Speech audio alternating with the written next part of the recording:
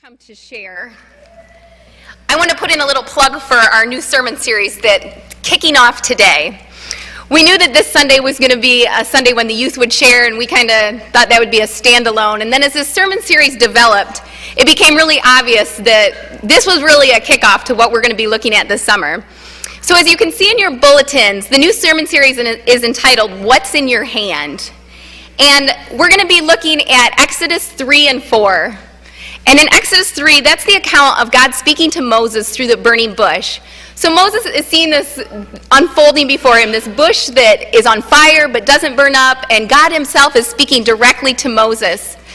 And yet, Moses is questioning whether he can do what God's asking him to. God's saying, I want to use you as an instrument to bring deliverance for the Israelite people. And yet Moses is questioning whether or not he can do it.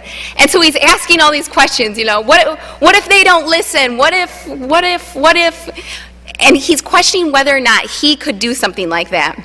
And then God asks him in chapter 4, at the beginning of chapter 4, he says, what is in your hand? And Moses says, a staff. Moses just has an ordinary instrument because he's out tending to his flock. He just has a staff in his hand. And God asks him to throw it down, and it becomes a snake. And then he picks it up, and it becomes a staff again. And God took what was already in Moses' hand to do extraordinary things. And that was going to be a sign to the Egyptians.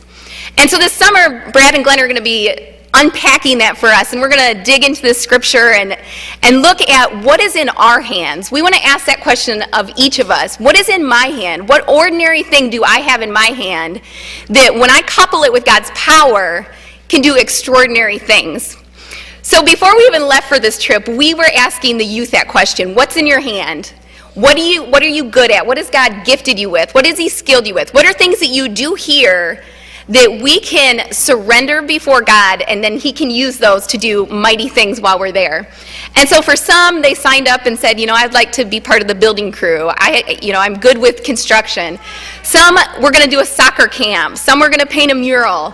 But they looked at what they already had, what they were already doing here, and applied those things in Honduras. And God did awesome things through that. So as they come and share, listen for that theme. What was in their hand and how they used that to bring glory for God. I'm going to invite Bree and Bradley, Zach, Kennedy, and Luke to come. Bree's going to give us an overview of the schedule, like what our week looked like. And then each of them is going to share a one-word summary. All of us on the trip picked one word to summarize the trip. And so they're going to share their one word and then why they chose that word. Good morning, everyone.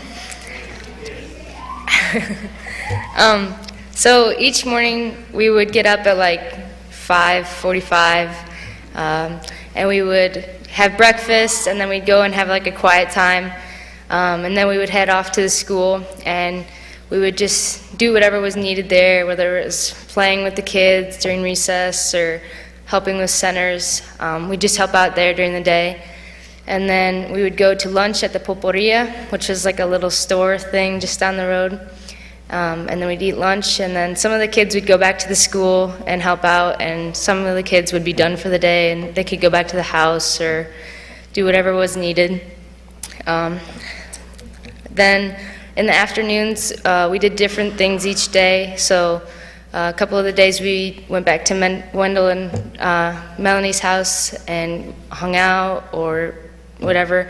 And then we went to a waterfall one night, and we also went to eat at some of the local families' houses. We did some exploring on the property the one day. And then on the weekend, we went to Guapino. Yeah, I wrote it down. And we were just visiting with the people there, and we put a program on for the kids, and then that evening we had like a bonfire. We just went and invited people from the town, just walked up to everyone we saw. And then we were able to go to the beach the next day, and even though it was like 9 in the morning, we'd go swimming and just enjoy our time there.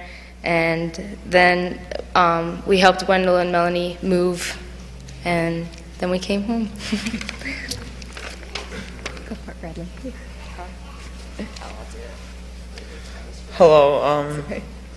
My one word testimony is stressful because, like, some of the kids, when we helped them with math and that, they just wouldn't listen. But God was with us through it all, though. I told Bradley in first service that sometimes I would describe stressful working with this group too. So now he knows how it feels. My word was loving, just because every day when we would go to school, the kids were waiting there to give us hugs and gifts, even on the first day when we'd never met them. And also, every time you met somebody, you had no idea who they were, and they acted like they knew you, and they would just create a loving and friendly atmosphere. My word was appreciative. You just really don't understand what you have here in the States until you go to a place like Honduras and see how they live. The one day I met, me and a few others met a kid. His mother told him that he couldn't come home until he had enough money for diapers for his little sister. And so he worked on the streets all day until he had enough money. So it just makes you think how lucky you really are. My one word was amazing, just because the experience we got to have was truly amazing. The kids, we had an awesome group of kids that we were really lucky. They loved having us there. We loved playing with them. And just the overall experience, seeing God work in the kids and in us, was truly amazing. My word was eye-opening because, like Luke said, just seeing how they live there and realizing how much we actually have, and they're so willing to give whatever they have to make you feel welcome, and so that was just great to see. Thank you. Dylan, Lisa, Cindy, and Joe are going to come and talk about our time at Aunt Joanne Christian School. That was the first 5 days we were able to work in the school and to share the gospel during some chapel times.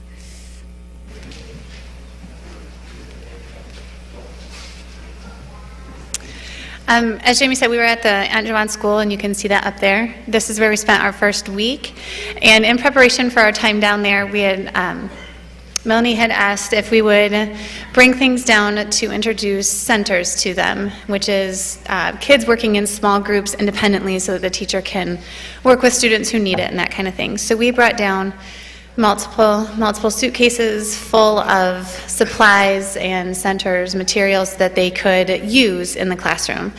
And I was feeling really good about it. And then Wednesday, we had asked, we were ready to switch up some new centers. They had done a Monday and Tuesday. And then Wednesday, we were trying to get some new stuff around. And one of the teachers that I was working with, Mr. Axel, had asked for centers on different things. Do you have centers on adjectives? Do you have something on this? And I felt like what I had in my hand was the wrong thing. It wasn't what they wanted. It wasn't what they were looking for right then. So in my breakdown of the little office, that red door that you can see back there by the dog, sitting on the floor surrounded by all of these materials that I brought, God sent me Bree and Jamie and kind of calmed me down, and we just said, okay, what can we do? And I realized God had given me other things that I could create centers that they needed and help them with that. And encouraging Mr. Axel, he was able to create a different one so that we actually had what they needed and what they were asking for. So having it in my hand may not have meant the physical things, but the ability to do it. And I forgot in first service, Jamie really wanted me to point out that I taught cause and effect to fourth grade Spanish-speaking students. It was great. So God can use what you have and the gifts and abilities that you have to do many things that you would never think that you could do. Lisa asked to be stretched. That was a prayer that she had before we went. So, check, mission accomplished.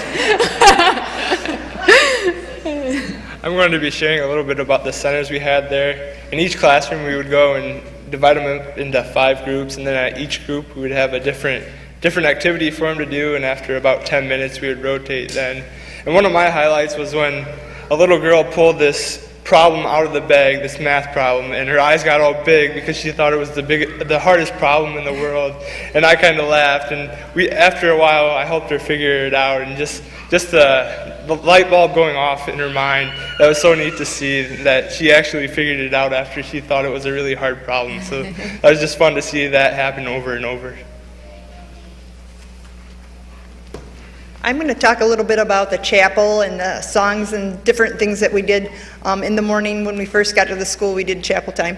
And one of the most joyful things for me was to see the kids learn the songs. And we learned the gospel color songs, and it was just like on our shirt. Gold stands for heaven, black stands for sin, red stands for the blood of Christ, white stands for forgiveness, and green stands for growing. And to see the kids learn that song and in English was amazing. And then when they went to leave at the end of the day, they would sing the song in their vans, just them by themselves. It was just so cool to be able to see them know the gospel and that they would keep it in their hearts. So that was amazing to me. I know you're thinking the older people are the ones that are crying, but I just want to talk a little bit about what I saw in your kids. For the parents and grandparents, anybody that's had any hand in raising the youth that we took, I just want to thank you, because as a sponsor looking at that, if you see the school there, the last day, well, we were supposed to go to the school 5 days, and then after the weekend go back on Monday and say goodbye. Well, they were on break, so we had to say goodbye Friday, which we had to go to the school in the morning, do the chapel and the small groups and the centers and all that, and then later that afternoon we all had to go back and say goodbye. The back of the school is where like kids came around, and I was sort of beyond that a little. I just looked, and all of our kids just had like a tunnel, and we called it Tunnel of Love, and they just loved on each kid that came around. The kids would go, kid, youth to youth to youth, just hugging and high-fiving and everything. And as a sponsor, it's just really neat to see the youth open themselves up to God, because everything that happened was God. And I told the kids that night in our worship time, they don't realize what kind of an impact they made on them kids. And they might not realize it for a long time, but I just want to thank you as parents and for trusting us with your kids, and for just raising them to be open enough to God to be doing the things they're doing. Thanks. Next, Lindsay, Eliz, John, and Austin are going to come and share about the special projects we were able to be part of.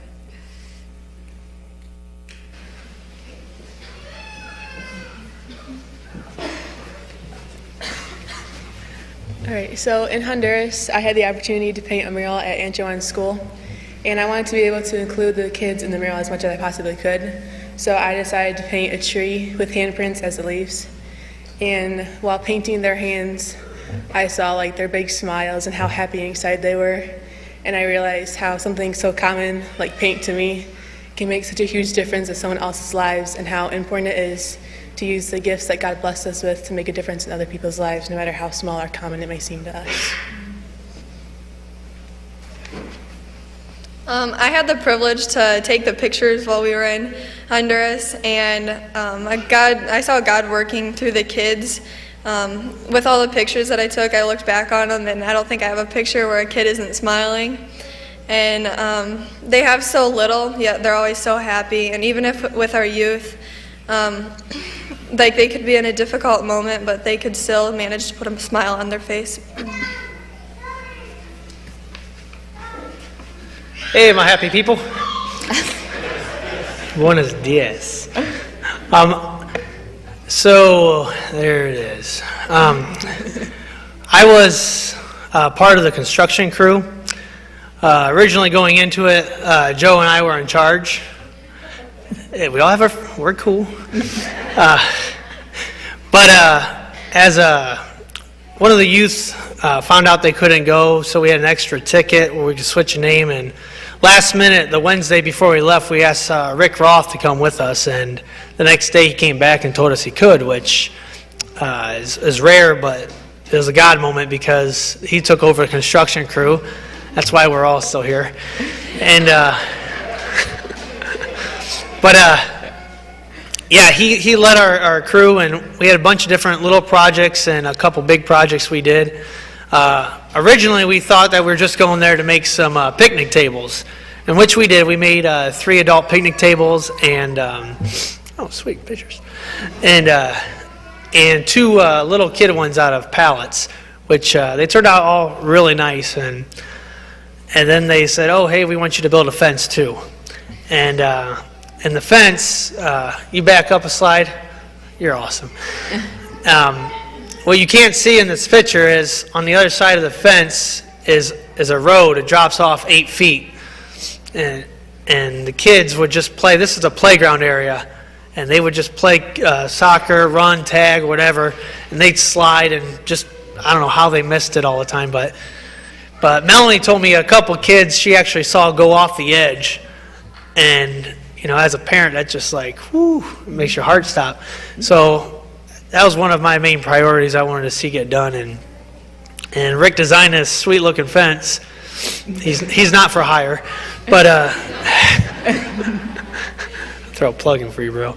But we got it all done, and it's sturdy and safe, and it was just kind of like, you know, God gave us strength throughout the week to persevere in that, and plus do a bunch of little other projects throughout the week.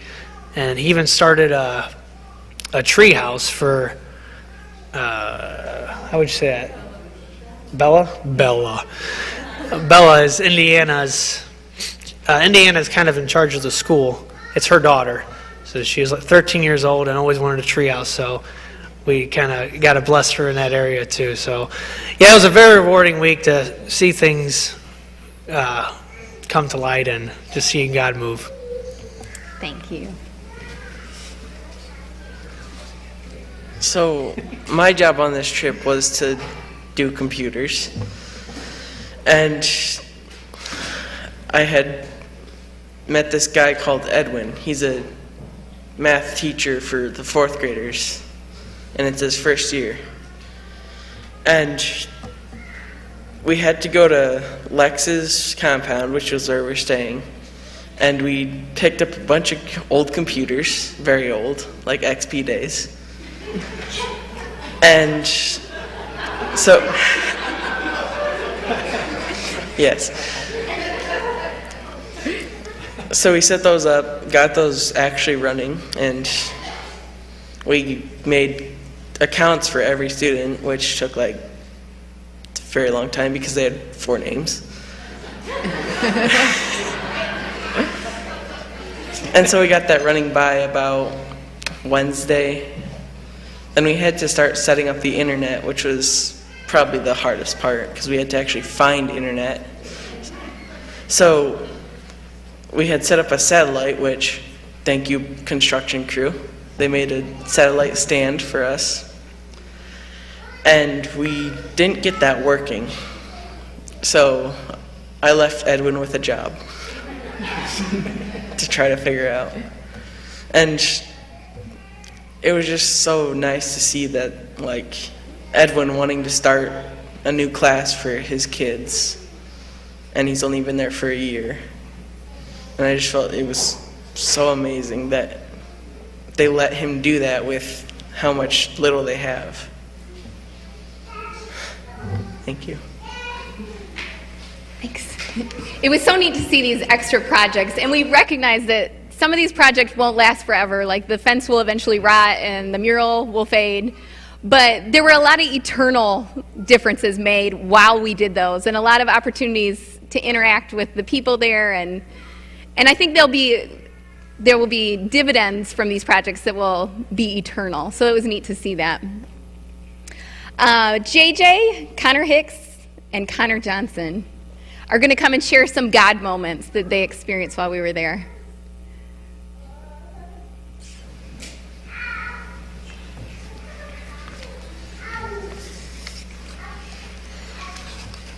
Now, the country we went to, Honduras, it's what they call a hot culture. So in that country, rather than valuing things like money or status or material possessions, they really put the emphasis on family and friends, on relationships. So their whole culture is based around having good relationships with the people around you. And I think that was really amazing because we went to one man's house. His name was Wilmer, and he had a family. He had a bunch of daughters, a few other people there living with him, and he told me it was difficult because he didn't speak any English, and I speak very little Spanish, but we did get a translator in, and one of the things he said was that he was kind of glad that he didn't have a lot of the things we have here in the United States and other first world countries, things like smartphones and all the social media and televisions and that kind of thing, because he was happy to know that when he came home every day from work, it was just family. There were no distractions or anything, just 5 to 6 hours of just sitting there with his family and talking and getting to be with people he loved. And there were a few other examples of how really strong their relationships are there. We had one, his name was Aaron, a little boy. He was a 4th grader who really loved to play soccer that we got to know pretty well. And he had a lot of friends, and he really loved his family and his friends. And one day, he came up to me, and it was really amazing because he said in English and not Spanish, which they don't know a whole lot of English. He said to me, "You're a good friend." And that was really touching because I'd only known him for about 5 days by then, and already we had built a pretty strong bond. And one other man, his name was Manuel. This is a good example of how friendly they are. On the very last day, I met him on the road. I was waiting to get some breakfast, and we had to get back in. The gate was locked, and I met him outside. And he starts talking to me in Spanish, and we had a little bit of a conversation. I had no clue who this guy was, just some man talking to me. And here in our country, that's not something you really do. You kind of taught not to talk to strangers, and so I was a little bit uncomfortable with it at first. But then I got to know him a little better, and in about 20 minutes of just talking with him, I got to know things he'd done in his life. I got to know a little bit about his family, and it was really amazing to see how closely they value relationships. And God kind of showed me that here in the United States, our relationships tend to be kind of shallow. When we ask, "How are you?" we don't really want to know how you are. We just want to hear good and be done with it. But when they ask in Honduras or a lot of other Central American countries, "How are you?" they really want to know, "How are you doing? What's your family like? Is anything going wrong?" And it's amazing how much they care about each other. I think that's something we can do here. Connor was the perfect fit in a warm culture. He says he knew a little bit of Spanish, but he was not afraid to use it. He would enter into conversation with anybody. And when we were leaving, they said they were asking for 2 people to stay back on, not take the flight home. And they were going to give vouchers for 2 people that would come later. And he was all for staying. I was like, "You're getting on the plane. You are getting on the plane." So I had to watch him carefully. I think he would have stayed in Honduras. Another neat thing that we did in Honduras, on our packing list, we had some Bible storybooks that we gave out to the kids on Thursday. And a neat thing that we did was we handed those out, and then they had the whole class to look through them, and they really liked them. But then someone came up to Lisa, and they said, "This is the best book I've ever gotten, and the best gift that I've ever gotten." And it was really amazing just to see how God gave us the opportunity to give those out and just to bless them with a book that they could keep forever. Hello. So my God moment was kind of a work in progress. The past couple of months before the trip, I kind of felt my life falling apart a little bit. Thought that I was falling apart from God. There was a lot of stress and pain in my life, and we did a lot of skits, for the younger kids, and so I was telling them how to be a Christian and how to live life for God, and I started to realize that I was being a hypocrite because I wasn't living the same way that I was telling them to live. And during devotional time, I was praying and asking for forgiveness. And then I went to go read my Bible, and my Bible was open to 2 Corinthians 12, 2 Corinthians, and I'm not really sure how it turned to this page. I wasn't even in 2 Corinthians at the time, but the verse that stuck out to me was, "My grace is sufficient for you, for power is perfected in weakness." And at that time, I really needed that verse, and so that was my God moment. Thank you. Sarah and Travis are going to come and share about some special experiences we had. Oh, no Travis. Okay, I'll share Travis's.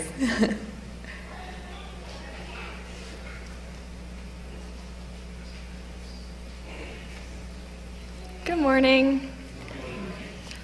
Going to the Corralitos, it was one of the most amazing experiences that I was able to be a part of. We hiked down to the Corralitos and back, and both of it was challenging for us, but we all came together and were pulling each other up the mountain, and it was a good experience.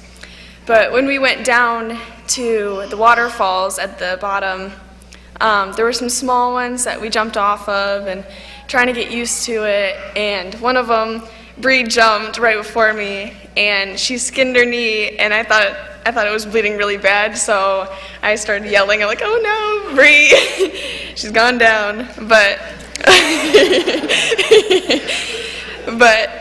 So there was a bigger one then after that once we got used to the smaller waterfalls, and I went up just to look at it with Bree and Jamie, and they were like, "Oh, I think I'm gonna jump." And then all of a sudden, Bree's jumping, and I'm like, "Well, I don't think I'm gonna jump." And Jamie's, "Well, if you jump, I'll jump." I'm like, "Okay."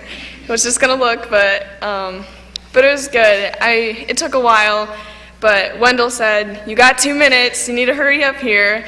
So I was stressing out about that, but for a brief moment, God took away my fear of jumping off that cliff or the waterfall. And I was able, in that moment, to jump off and experience that courageousness. So it was really good to be able to do that. I have a verse for you, 2 Timothy 1:7. It says, "For God did not give us a spirit of fear, but a spirit of power, of love, and of self-discipline." That's a good leader, isn't it? You jump and then I will.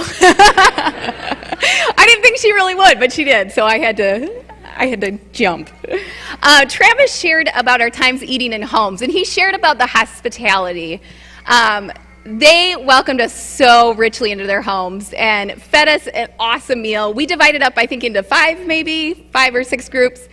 And so it was smaller groups, and we were able to really get to know our hosts. And we found out, at least my group found out, that there is another Pastor Glenn in Honduras.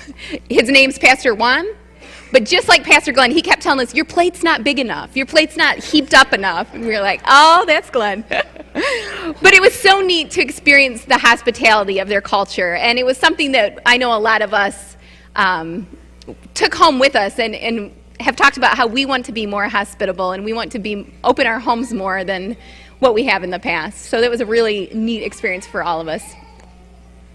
Hannah and Eli are going to join me and talk about Wapinol. As Bree shared, we had the opportunity to drive 3 or 4 hours south by bus and spend 2 nights down in Wapinol doing some outreach down there with the kids, and then the youth, and even some adults joined us for some sessions that we did while we were down there. And Melanie had warned us that it's going to be the intense part of the trip.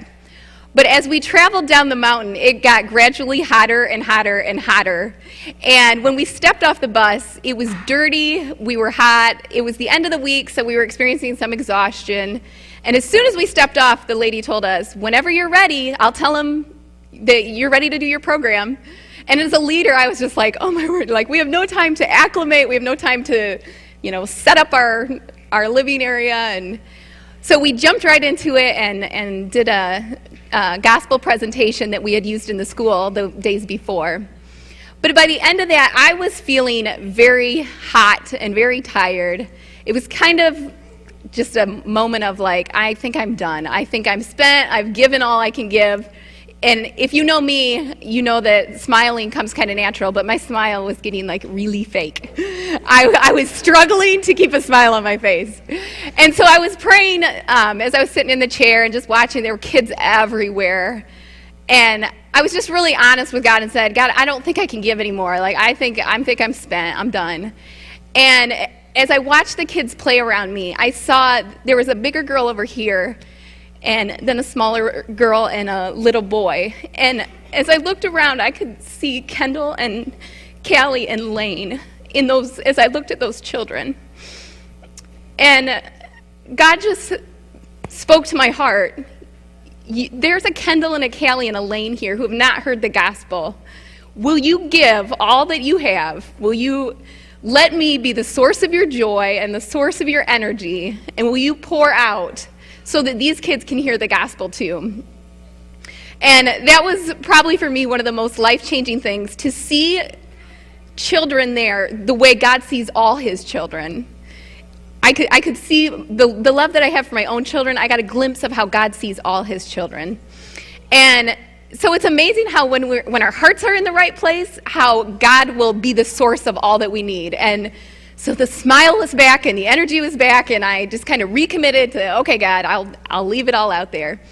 And that night around the campfire, we sang the song that we sang this morning, Set a Fire.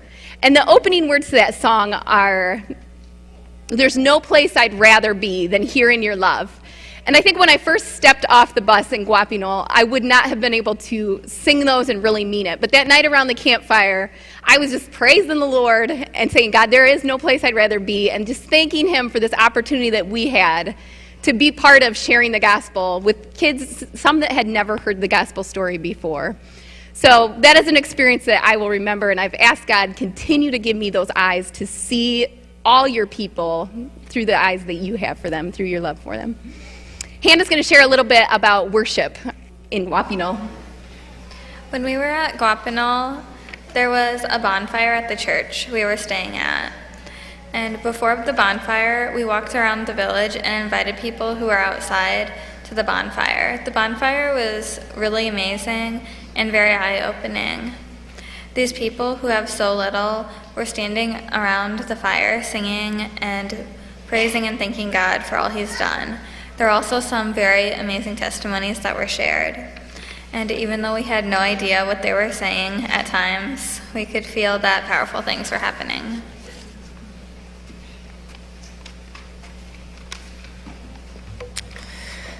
The part of Honduras that really stood out to me during the trip to the south in Guapinol was the immense poverty that plagues the people living there. It's easy for us to brush it off our shoulders and say, thank God we're not like that, or something along those lines. But to actually face it as a reality for someone else and walk in their shadows for several days was truly hard for me.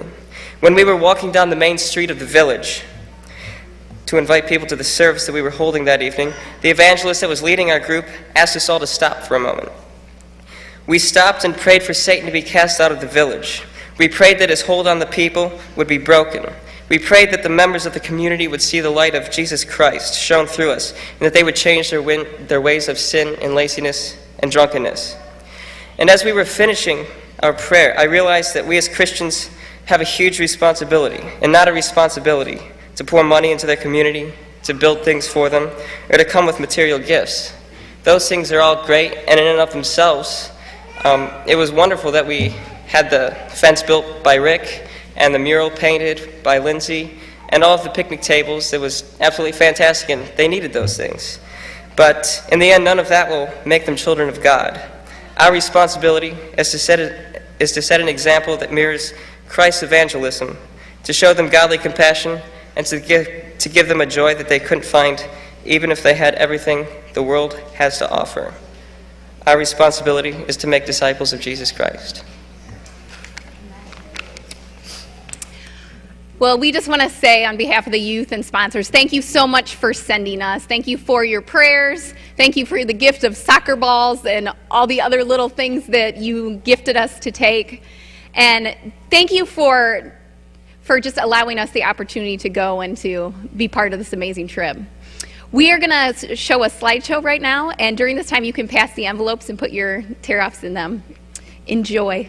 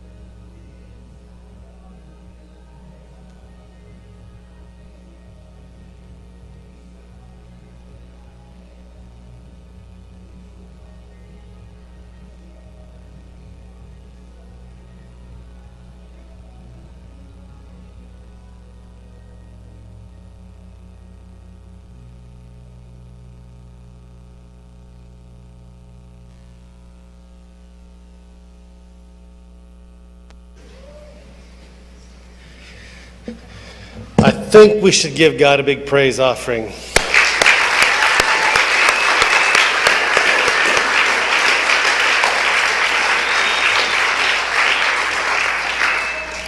As Jamie talked about in Exodus chapter 3 and 4, the passage where God calls Moses, the question that he's really asking Moses is, what are you able to do? Or what, more importantly, what are you willing to release and allow me to work through? And we just saw a magnificent example of God using a bunch of young people in mighty, powerful ways because His Spirit was in it. For you as young people, I would just encourage you in these coming weeks and months as Satan tries to attack you and tear you down and maybe get you to veer off, stay strong. Allow God to keep working in you and through you. And remember how God worked there, that He can do that in Fulton County. He can do that in your schools. He can do that wherever you go.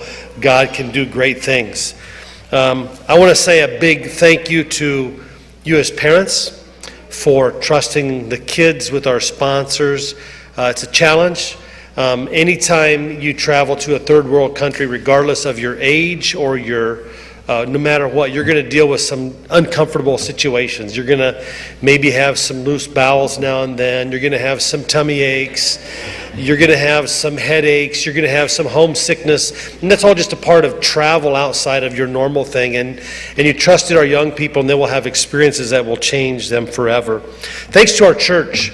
Not only did our church raise a lot of money to be able to send this large group down there, but you also gave words of encouragement and you prayed while they were gone. Very powerful. Thank you for that. And I would encourage as a congregation to continue to speak into our young people's lives. You make a difference on a daily basis. I hear it from my own children. I hear it from other kids I interact with. It makes a huge, huge difference. Thanks to Patrick. He spent a lot of time doing that video at the end. For about every minute of video, it takes about an hour of work. And so thanks, Patrick. Job well done. Just a kind of a quick glimpse of an insight to what our kids were dealing with. And so it was a good video for that. I want to say a big thanks to our sponsors. You guys work a lot of time throughout the year helping to make not only trips like this possible, but you help feed into our kids' lives in ways that changes them. And I want to say thank you to our sponsors. Job well done. Thanks to Jamie. I get a little teary-eyed because when she shared that story at the end, I think one of the greatest gifts God gives us when we do ministry is He gives us insight into how it affects ourselves. And as you were able to sit there on the beach, Jamie, and see Callie and Kendall and Lane and realize that God is calling you to reach out to the Callies and the Kendalls and the Lanes of our world. God does that for all of us. And I would challenge you to open your eyes this summer and look around you. Whoever those special people are close to you, they're around you everywhere you go, and they need Jesus. So thank you, Jamie, for going and for the work you did in coordinating. Thanks to Neil and Kendall and Callie and Lane for allowing Jamie to be gone for that period of time. Also, a big, huge thank you to Wendell and Melanie and their family. You guys did a lot of work of preparation for our young people to come. You helped coordinate a lot of things there. And in the next couple of weeks, Wendell and Melanie are going to have a time to share here on a Sunday morning with us about the work that they're involved with. But thank you for this trip and for what you have done to help make it happen. Most of all, again, a huge thank you to God that we get to live this life and He works in us and through us. Are you with me? Yeah. Amen. So would you stand?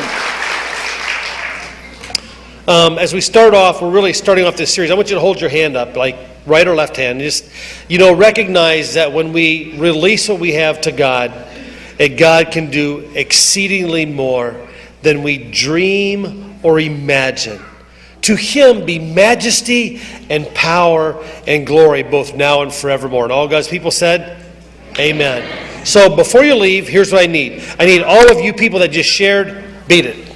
They'll be back in the back. Guys, don't stand in a line. Just kind of spread out in the lobby, and people can come and talk to you and give you congratulations. But guys, go. Don't just stand there. Spread out in the lobby. Once they're all out, you can go out, meet them, thank them for their part that they did, tell them whatever you want to tell them, and then you're dismissed. But thank you. God be with you. Have a great 4th of July.